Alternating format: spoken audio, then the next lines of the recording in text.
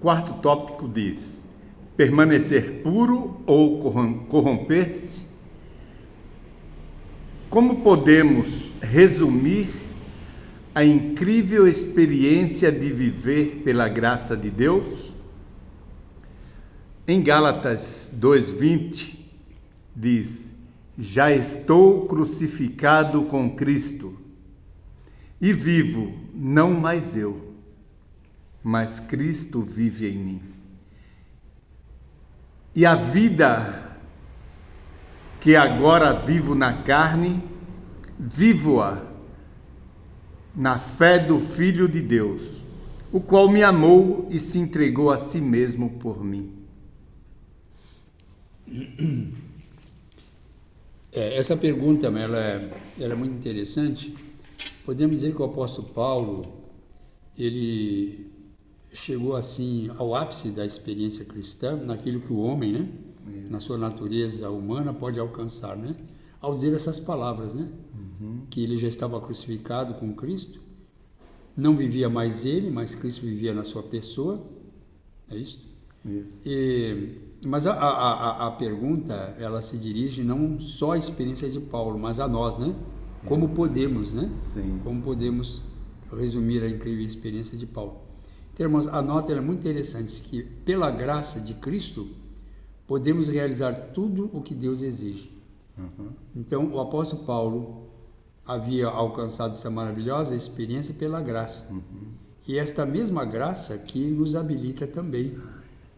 Depois, mais embaixo, diz: quando o homem morre para o pecado e é vivificado por uma nova vida em Cristo, o amor divino lhe enche o coração. O entendimento é santificado, ele bebe de uma fonte inesgotável de alegria e conhecimento. Amém. E a luz de um dia eterno brilha no caminho, pois a luz da vida está continuamente com ele.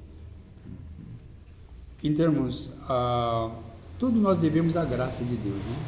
Então, à medida que o ser humano se entrega, né, para fazer a vontade de Deus, então Deus trabalha e não há limite, né, para essa graça no coração da pessoa. Eu achei lindo essa última parte da nota, irmão. Diz assim: o toque da fé abre para nós o tesouro divino de poder e sabedoria.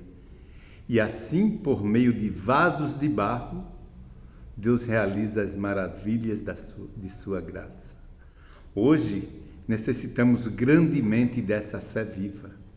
Devemos saber que Jesus é realmente nosso, que seu Espírito está purificando e refinando o nosso coração.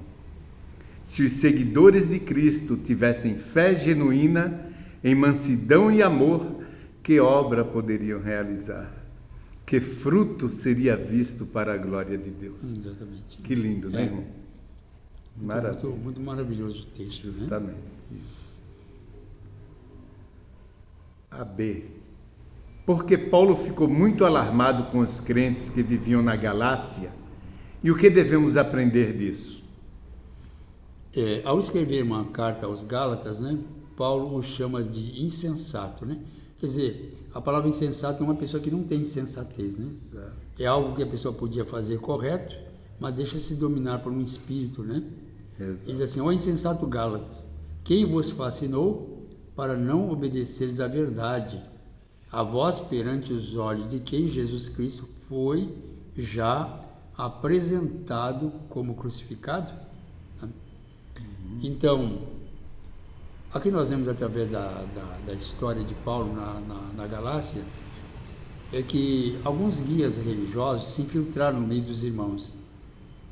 Aqueles judeus, né, que não estavam ainda convertidos, certo, e sempre queriam introduzir, né, algo que já havia passado, né, que Cristo havia abolido na cruz, mas eles insistiam ainda que a pessoa vivesse de acordo com aqueles dogmas, né? Isso. E agora eles começaram a transtornar a fé dos Gálatas, né?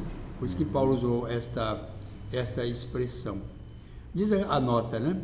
Diz que o apóstolo incentivou os Gálatas a abandonarem os falsos guias que os haviam enganado e a retornar à fé que uma vez fora acompanhada por evidências inconfundíveis da aprovação divina.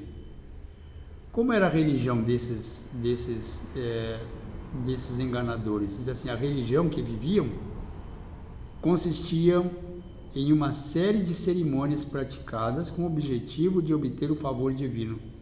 Não queriam um evangelho que exigisse obediência à palavra, né? Então, era esse o problema que os Gálatas estavam enfrentando. E na sequência da pergunta, irmão, o Joel diz assim, e o que devemos aprender disso? É que o mesmo perigo existe hoje também, né? Exato. Diz aqui, ó, substituir a santidade de coração e de vida por formas externas de religião ainda é tão agradável na natureza não renovada quanto era nos dias desses mestres judeus. Então, o mesmo cuidado nós devemos ter. Então, hoje, as pessoas se preocupam muito com a aparência de religião, né? Isso. Aparência de piedade, né?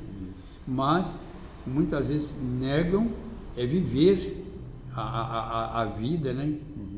Que a palavra de Deus exige de cada um de nós, né? A vida transformada e a vida renovada. Quer dizer, é a vida que parte do íntimo para o exterior. E não aquela que atinge o exterior e quer agora passar para o íntimo. E que realmente não converte ninguém.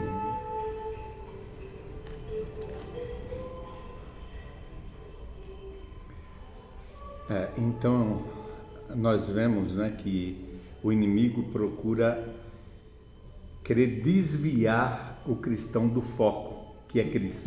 Exatamente. Né? Exatamente. E ficar aceitando coisas que não são da palavra, são vindas diretamente do homem. Na verdade, o trabalho do inimigo é sempre atrapalhar a obra de Deus, né? Exato. Por isso que ele já é chamado de diabo, né? Que quer dizer adversário, né? Satanás, né? Adversário, né? E ele trabalha para confundir as pessoas e tirar, como você falou, do foco a verdadeira religião, o verdadeiro comportamento que conduz para a vida eterna, né? São lindas essas lições, né? Sem dúvida, sem dúvida. Deus nos abençoe a todos. Temos que aprender, né? Isso. Amém. Amém.